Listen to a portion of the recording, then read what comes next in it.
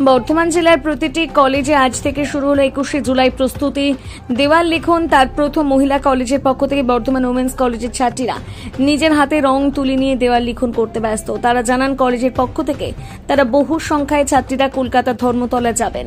তার আগে দেওয়াল লিখনের মধ্যে শুরু হলো প্রচার। বর্ধমান মহিলা কলেজের ছাত্রীদের 21শে জুলাইয়ের ধর্মতলা যাওয়ার জোর কদমে চলছে প্রস্তুতি। দেওয়াল লিখন জানালেন কলেজের জিএস। সঙ্গে উপস্থিত রয়েছে ছাত্র পরিষদের জেলার সভাপতি স্বরাজ ঘোষ এবং শহরের সভাপতি শক্তি বাল্মীকি সহ বর্ধমান উমেন্স কলেজের জিএস নাসরিন আহমেদ সহ অন্যান্য ছাত্রবৃন্দ। সকাল থেকেই রোদ জল বৃষ্টি, তার মধ্যে মহিলাদের এই উৎসাহ দেওয়াল লিখনের মধ্যে দিয়ে চোখে পড়ার মতো। আমাদের মধ্যে উপস্থিত আছে আমাদের প্রেসিডেন্ট স্বরাজ দা এবং আমাদের শক্তিদা প্রেসিডেন্ট আছে, এবং তাছাড়া আমাদের এমইসি উমেন্স কলেজের স্টুডেন্ট ইউনিটের মেম্বাররা আমরা সকলে আছি। কি করা হলো এখানে আমরা 1993-তে যে আমাদের 13 জন শহীদ হয়েছিলেন সেই স্মৃতি স্মরণে আমাদের যে প্রত্যেক বছর 21শে জুলাই আমাদের গান্ধী মূর্তির পাদদেশে যেই যাওয়া হয় সেই নিয়ে আমাদের এখানে দেওয়াল লেখন চলছে। যেন 21শে জুলাই 12টার সময় সবাই কলকাতায় গিয়ে একত্রিত হয়, সেই কাজই এখানে চলছে। আমরা সবাইকে আহ্বান জানাচ্ছি। নাসরিন আহমেদ।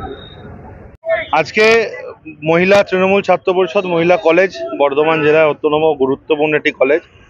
সেখান থেকে আগামী 21শে জুলাই শহীদ স্মরণে যে ধর্মতলা চলো যে আমাদের মূল মমতা বন্দ্যোপাধ্যায়ের ডাকে ছাত্র যৌবন উপস্থিত হয় এবং আমাদের সর্বভারতীয় সাধারণ সম্পাদক অভিষেক বন্দ্যোপাধ্যায়ের পথপ্রদর্শনে আমরা তৃণমূল ছাত্র পরিষদটা করি এবং সেই সূত্রে আমরা আজকে দেয়াল লিখন এখানে কর্মসূচি পালন করলাম।